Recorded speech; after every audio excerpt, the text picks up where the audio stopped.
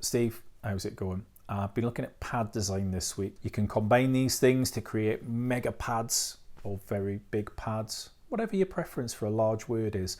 Mash them all together to get different big sounds. It's all about getting the modulation, so your dry pad's got a lot of interest to it, and when you add the reverb it just goes stratospheric. These are all simple techniques that anybody can use. You can copy what's in this video and get some incredible results. Let's get stuck into it. So we're going to do 10 ways to make pads. First way, we're looking at the Resonator. So this is the Ableton effect, the Resonator. And what I've got in here is a rain sample.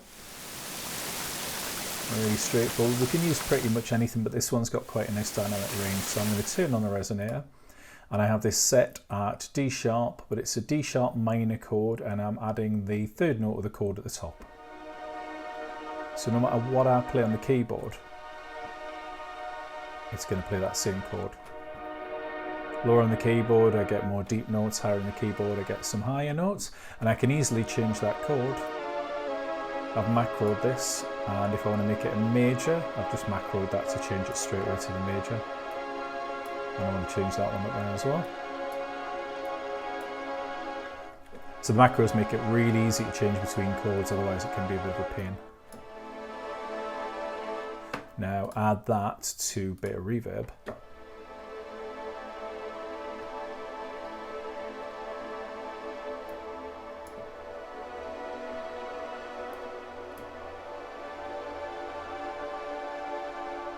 You get this beautiful long deep sound, and you can put pretty much anything in there to drive the Resonator. Technique number 2 is Granular Synthesis. We are using here the Granulator 2, which is a free Max for Live device, but you can use pretty much any granular synths because they've got fairly similar qualities to them. And what I'm going to grab for this is a musical file. And all that is something which I'd worked on a couple of years ago. I just grabbed that and ripped it. Now we'll play that as one note, but what I'm going to do is up the grain size, and in the granulator we can scan, so I'm going to drag that to the beginning of the file,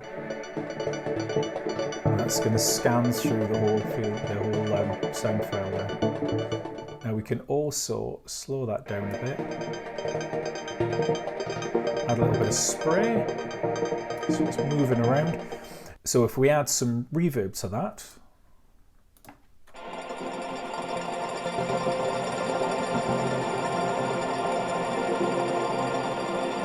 all of a sudden you've got a really deep and evolving sound.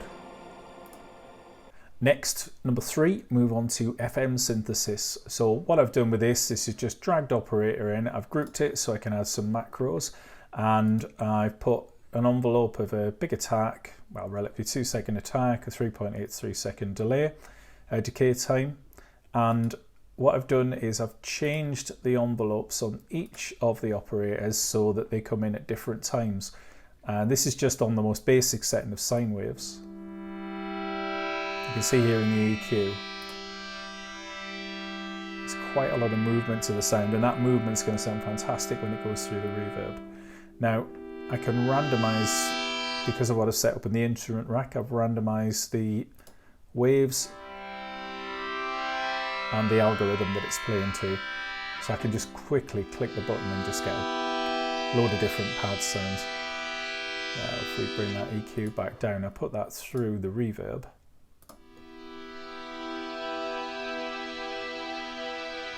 All that movement in the sound works beautifully and just sends it into outer space. Technique number 4 is filtering. Very, very simple. What I've got here is a wavetable. I've got a couple of reasonably dense waves there, so there's quite a lot of content to them. And envelope 2 I've set to the long delay, attack and decay time, and I've got that on the filter frequency. So you can see here, filter gets pushed out and back down again. I'll minimize that. Once you put that through a reverb,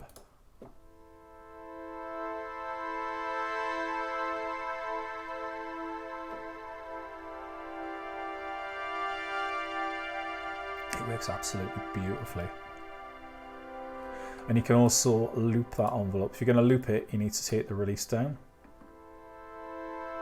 So that'll just carry on going in and out.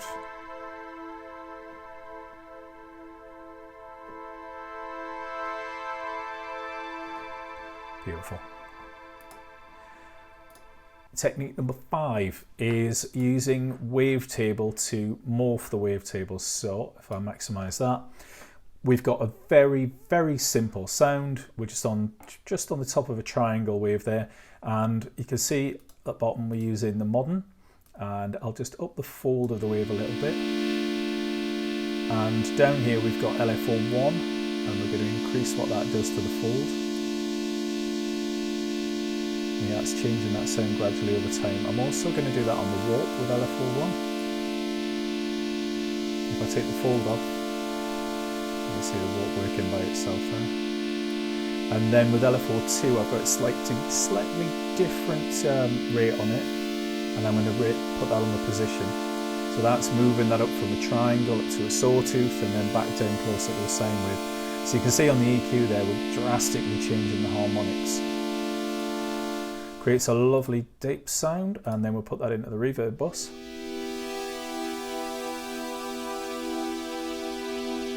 And all that movement when it gets into the reverb just sounds absolutely beautiful.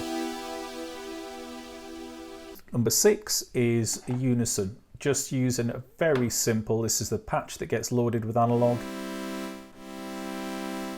All I've done in the amp is just up the attack time, make it more pad-like, and we're going to add a second oscillator.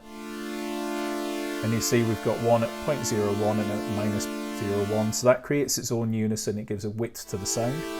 And if we add the Unison module, all of a sudden we've got a hell of a lot more width. We'll add a bit of vibrato.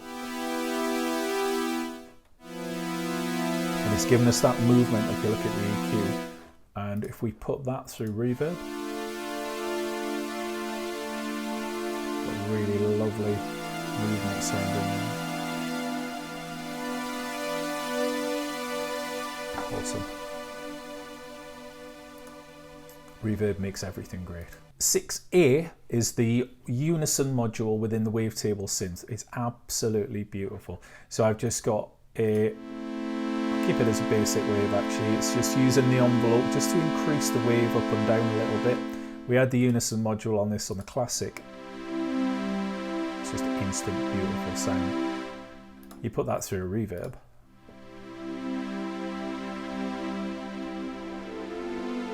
And you've done very, very little to achieve a beautiful pad sound. They totally advise you to explore this because the different modules are amazing.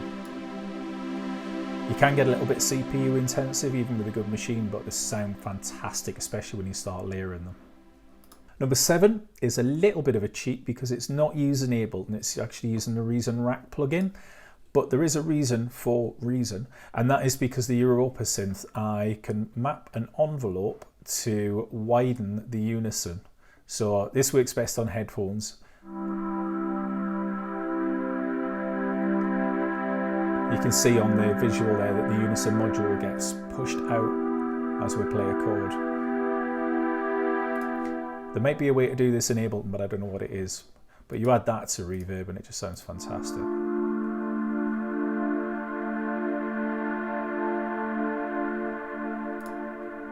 Beautiful. Outer trip, outer trip, outer space trip. Number 8 is Convolution. So this is using the Convolution reverb that's in Ableton Live, and we can drag any sound file that we want into that Convolution reverb. So at the minute, that's Arundel Nave, one of the things that comes with it. I'm going to turn that up to 100%. I'll show you what the wave's like without convolution. Very, very simple square wave. And we are going to go into samples, and I'm going to drag some random things. This is a door handle clicking open.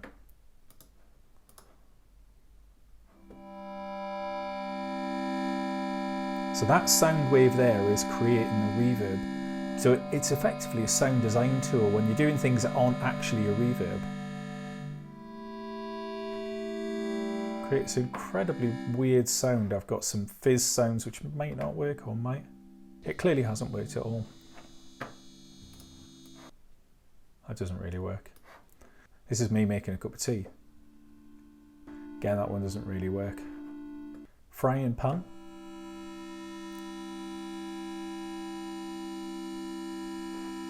Now this is just the crackle of a frying pan. So if I click on that, you'll be able to hear what it sounds like. It's very quiet. But all of a sudden this crackle of a frying pan creates this weird pad sound. And it just goes, I'm not doing anything, no hands, nothing like that. Now what I thought would be fun is actually I could make a pad out of that. So I resampled that and I put it into a simpler and a convolution pad with that exact sound.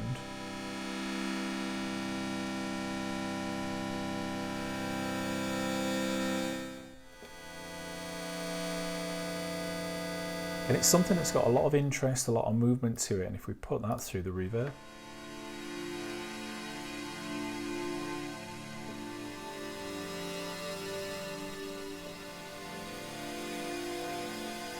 got a lot going on, so all the reflections of that reverb just create such an interesting sound on it. Number 9 is resampling. So what I've got here is a very straightforward arpeggio. And what we're going to do to that is add a Valhalla Supermassive, which is a free download. If you go on the Valhalla website, you can get this absolutely for free. So what we're going to do here is we're going to turn the Valhalla on. I've got the audio channel, audio from resampling. I've got the clip ready to play. So as soon as I click on record, I've got a 4-bar clip, 1 bar with the sound playing, and that's going to create this fantastic reverb tail there that just goes on and on because the Supermassive is massive. So we've got that. I'll stop the clip. We've now got our audio clip and I've got an empty simpler here, and I'm going to drag that audio clip into the simpler, and there we go. I can play this sound. I'll just turn it up a little bit.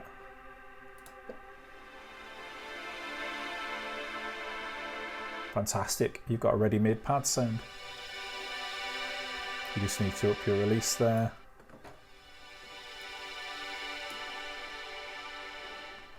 And if we put the volume up a bit on that.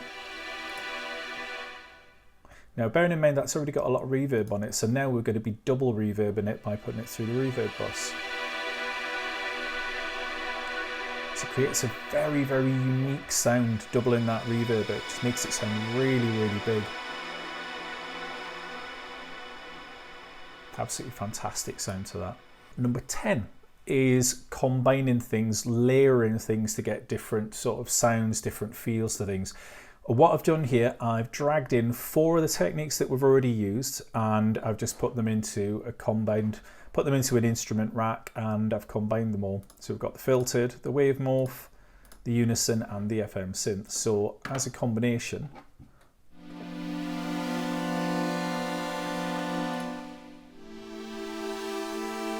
very, very deep sound. You can see there's a lot of modulation going on there. Waveforms are all over the place. I've blocked off the bottom part of it because you get a lot of lower frequency noise, especially with the operator synth. So if we put that through the reverb,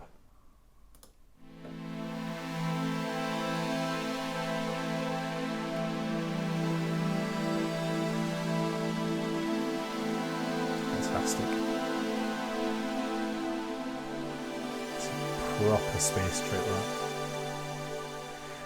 But you can do that with all these techniques. You can layer them together, and even with the simple things, everything I've done here is really, really simple. But even with these really simple things, you can get some absolutely amazing sounds by combining them together and layering them. And just for fun, I thought I would sample that sound, put it into a granulator setting similar to what we had before, and it sounds like this.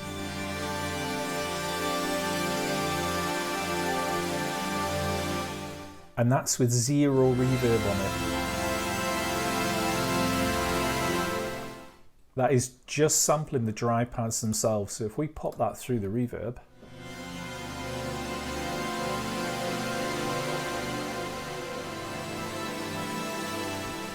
And I did a little few chords that can play us out here.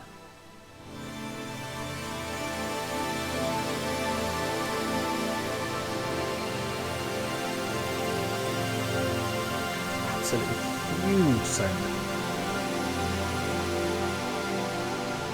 And I would just say about the reverb bus again, this is the Valhalla Supermassive. I'm using the C-Beams preset with the mix up a little bit and everything else pretty much set the same. Not really doing anything much to it, but it just sounds absolutely fantastic. And it's a sound I haven't been able to get with stock Ableton reverbs, unfortunately, but Valhalla is just like whew, different class completely. Hope you enjoyed the video today. Like, subscribe, all that sort of stuff. And if you've got anything else to share as well, I would love to hear, because I'm always interested in learning more stuff. Next week I'm going to be looking at Lossil, the Endless Falls album. So I'm going to be doing a little bit of detective work, finding out how the sounds are made, doing a deep listen, trying to sort of copy some sort of styles, using it as an inspiration to create my own stuff. So I'm not into copying, but I like to take inspiration from what other artists do and understand a bit more about them. So if you actually want to get involved in that, let us know, because I can set up a Discord or whatever and we can all play along. Makes it sound like a D&D night, doesn't it? Anyway, thank you very much. See you later.